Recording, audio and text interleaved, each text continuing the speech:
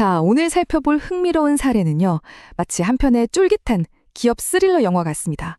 굳게 믿었던 사람의 배신, 그에 맞선 신속한 반격, 그리고 그 뒤를 무섭게 덮쳐오는 어마어마한 세금 폭탄까지.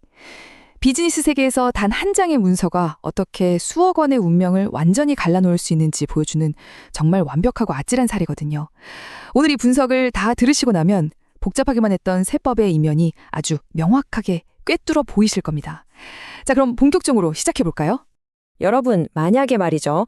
여러분이 회사를 세운 진짜 주인인데 내 주식을 그저 내 이름으로 다시 되찾아왔을 뿐인데 갑자기 과세관청에서 어마어마한 세금을 내라고 통보한다면 어떠실 것 같나요? 진짜 황당하겠죠. 아니, 내 걸 내가 찾았는데 무슨 세금이야? 싶으실 겁니다. 하지만 놀랍게도 이게 바로 오늘 사건의 청구인이 실제로 직면해야 했던 끔찍한 상황이었습니다. 도대체 어쩌다 이런 일이 벌어진 건지 그 발단으로 한번 돌아가 보겠습니다. 첫 번째 파트, 명의신탁과 세금 폭탄입니다. 모든 사건의 시작은 비즈니스 세계에서 알게 모르게 흔히 쓰이는 관행, 바로 다른 사람의 이름을 빌리는 것에서 출발합니다. 여기서 우리가 꼭 짚고 넘어가야 할 법적 개념이 하나 있는데요. 바로 명의신탁 증여의제라는 겁니다. 상속세 및 증여세법에 명시된 아주 무서운 규정이죠. 쉽게 설명해 드릴게요. 진짜 주인이 따로 있는데 세금을 피하거나 다른 목적 때문에 남의 이름으로 재산을 딱 등록해둔다? 그럼 국가가 이걸 보고 어라? 남의 이름으로 해놨네? 이거 그냥 그 사람한테 공짜로 준 거, 즉 증여한 걸로 칠게 하고 세금을 확 매겨버리는 겁니다. 이 강력한 규정이 오늘의 주인공을 어떻게 올가맸는지 계속 보시죠. 당시 상황을 한번 쓱 그려볼까요? 청구인은 아주 잘나가는 부동산 분양대행업체 A회사의 진짜 주인, 즉 지배주주였습니다. 그리고 그 옆에는 청구인이 정말 가족처럼 굳게 믿고 의지하던 대표이사 임원 B가 있었죠. 청구인은 이 B를 너무나 신뢰한 나머지 자기 회사 주식 무려 1만 8천 주를 B의 이름으로 맡겨둡니다. 네, 이게 바로 방금 말씀드린 그 명의신탁입니다. 굳건한 신뢰로 시작된 이 관계가 엄청난 재앙의 씨앗이 될 줄은 이때까진 정말 꿈에도 몰랐을 겁니다. 자, 여기서 숫자 하나만 머릿속에 꼭 저장해두고 가시죠. 16,200. 이 16,200이라는 숫자가 나중에 어마어마한 나비 효과를 불러옵니다. 2021년 3월 17일에 A회사가 유상증자를 하면서 주식을 더 찍어내게 되는데요.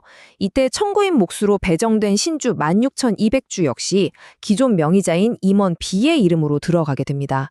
바로 이 16,200주가 훗날 과세관청이 정조준하게 될 정확한 세금 폭탄의 타겟이 되어버리죠.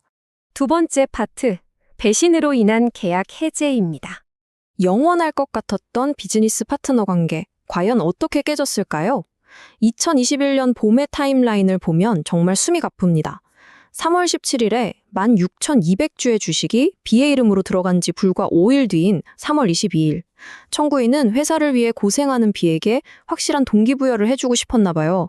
그래서 앞으로 3년만 더 우리 회사에서 열심히 일해주면 이 주식 진짜 네 걸로 줄게. 하고 조건부 증여계약을 딱 맺습니다. 아주 훈훈하죠? 그런데 2달도 채 지나지 않은 5월 13일, 믿을 수 없는 일이 터집니다. 와, 진짜 뼈아픈 뒤통수 제대로 맞았습니다.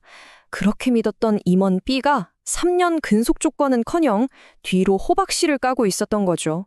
비밀리에 나가서 A회사와 완전히 똑같은 사업을 하는 경쟁사, C회사를 떡하니 차려버린 겁니다. 심지어 본인이 직접 그 경쟁사의 대표이사 자리에 앉아버렸죠. 청구인 입장에서는 피가 거꾸로 솟지 않았겠습니까? 당연히 청구인도 가만히 당하고만 있진 않았죠. 엄청나게 빠르고 단호한 반격에 들어갑니다. 첫째, 그 사실을 알자마자 B에게 너 계약 위반, 징역계약은 무효다! 라고 즉각 통보해버립니다. 둘째, 이게 정말 중요한데요. 6월 15일에 회사의 핵심 서류인 주주명부를 바로 열어서 B 이름으로 되어 있던 18,000주 전체를 자기 이름으로 싹 다 돌려놓습니다. 셋째, 확실히 쐐기를 박아야겠죠? B를 상대로 법원에 주주권 확인 소송까지 걸어버립니다. 내 회사를 지키기 위한 정말 필사적인 방어전이었어요. 자, 세 번째 챕터, 팽팽한 대립 국세청 대 청구인입니다. B와의 개인적인 싸움은 소송으로 넘어가면서 대충 정리되나 싶었는데 진짜 메인 매치는 따로 있었습니다. 바로 2024년 세무조사가 터진 겁니다. 국세청이 딱 보더니 이렇게 말하는 거죠. 잠깐만, 당신 주식 되찾았다고? 근데 우리가 받은 공식 법인세 신고 서류에는 2023년까지 계속 임원 B가 주인으로 나오는데? 이거 그냥 명의신탁 맞네? 증여세 내세요. 반면에 청구인은 펄쩍 뛰죠. 아닙니다. 저는 배신 사실 알자마자 6월 15일에 우리 회사 주주명부 바로 수정해서 내 이름으로 다 돌려놨어요. 자, 과연 누구 서류가 진짜 법적 파워를 가질까요? 솔직히 과세관청의 공격 포인트도 엄청 예리했습니다. 법인이 매년 국세청에 의무적으로 내야 하는 주식 등 변동 상황 명세서라는 공적 서류가 있거든요. 근데 청구인이 실수인지 뭔지 거기에는 2023년까지도 B 이름을 그대로 남겨둔 겁니다. 국세청 입장에서는 아니 대표이사가 마음만 먹으면 언제든 책상에서 쓱 고쳤을 수 있는 내부 주주 명부를 우리가 어떻게 믿냐? 공식 제출된 명세서가 진짜지? 라고 의심할 수밖에 없었죠. 그래서 3월 17일에 있었던 16,200주의 명의신탁은 증여세 부과 대상이라고 아주 확신을 해버린 겁니다. 네 번째, 3개월 이내의 반환의 마법입니다. 여기서 완전 반전이 일어납니다. 청구인 입장에선 정말 코너에 몰린 것 같죠? 그런데 위기의 순간, 청구인에게는 세법의 빈틈을 기가 막히게 파고들 수 있는 마법 같은 방패가 하나 있었습니다. 법 조항을 잘 뜯어보면요. 누군가한테 재산을 증여했더라도 증여세 신고 기한인 3개월 이내에 당사자들끼리 으쌰으쌰 합의해서 다시 돌려받으면 법적으로는 애초에 그 증여가 아예 없었던 일로 쳐줍니다. 완전 리셋 버튼 아닙니까? 청구인은 바로 이 법리를 명의신탁 상황에 똑같이 적용해서 국세청과 맞서 싸우기로 결심합니다. 여기서 청부인의 운명을 가를 가장 중요한 데드라인, 바로 2021년 6월 30일입니다. 3월 17일에 신주가 들어갔으니까요. 그날부터 딱 3개월째 되는 달의 마지막 날, 즉 6월 30일이 세금 신고 기한이자 이 끔찍한 증여를 없던 일로 엎어버릴 수 있는 최후의 마지노선이었습니다. 째깍째깍 시한폭탄의 타이머가 돌아가고 있었는데 과연 청구인은 이 기한을 맞출 수 있었을까요? 네, 맞췄습니다. 정말 소름 돋게도 청구인은 해냈어요. 아까 제가 청구인이 배신을 깨닫고 회사 주주명부를 자기 이름으로 고친 날짜 언제라고 했죠? 맞습니다. 6월 15일입니다. 데드라인인 6월 30일보다 무려 보름이나 앞서서 공식적으로 자기 명의를 회복해둔 겁니다. 청구인은 이 주주명부를 들이밀면서 보십시오. 저는 법정 기한 내에 주식을 분명히 돌려받았으니 증여세 낼 이유가 전혀 없습니다. 라고 아주 강력한 한 방을 날린 거죠. 드디어 마지막 결말입니다. 조세심판원의 통쾌한 최종 결정, 같이 확인해 보시죠. 과세관청의 공식 세무서류, 벌써 청구인의 내부 주주명부. 이 불꽃 튀는 정면 충돌에서 조세심판원은 과연 누구 손을 들어줬을까요? 결과는 청구인의 완벽한 승리였습니다. 심판원이 왜 이런 결정을 내렸느냐? 가장 큰 이유는 바로 주주명부의 압도적인 법적 효력 때문이었습니다. 세무서에 내는 명세서보다는 회사에 비치된 주주명부가 주주의 진짜 권리를 증명하는 우선적인 근거라고 딱 못을 박은 거죠. 게다가 청구인이 진짜 똑똑했던 게 뭐냐면 전문 감정기관에 의뢰해서 이 주주명부 나중에 세무조사 받고 쫄아서 급하게 위조한 거 절대 아닙니다. 라는 확인서까지 미리 딱 받아둔 거예요. 이게 정말 신의 한 수였습니다.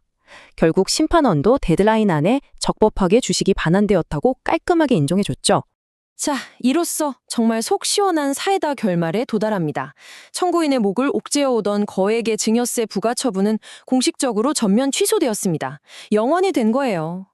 배신당한 회사를 되찾으려던 신속하고 단호한 조치, 그리고 주주명부라는 근본 서류를 제때제때 꼼꼼하게 업데이트해둔 그 철저함이 수억 원의 세금 폭탄을 완벽하게 방어해낸 겁니다. 오늘 다룬 이 드라마틱한 사건을 아주 완벽하게 요약해주는 결정문의 한 문장을 그대로 읽어드리겠습니다. 처음부터 증여가 없었던 것으로 본다. 와, 진짜 짜릿하지 않습니까? 법과 규정을 정확히 이해하고 골든타임 안에 올바른 기록을 남겨두는 것이 비즈니스 세계에서 얼마나 막강한 방패가 되는지 제대로 보여주는 명판결이었습니다.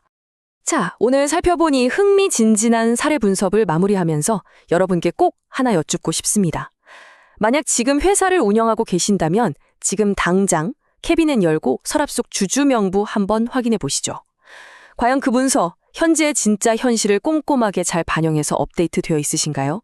만약 그냥 방치해두고 계신다면 언젠가 예기치 않은 위기나 세금 폭탄이 터졌을 때 여러분을 지켜줄 수단은 아무것도 없을지도 모릅니다. 언제나 이런 기본 서류 철저하게 관리하시길 당부드리면서요. 저는 다음번에도 더 흥미롭고 유익한 분석 자료 꽉 채워서 돌아오겠습니다. 끝까지 함께 해주셔서 감사합니다.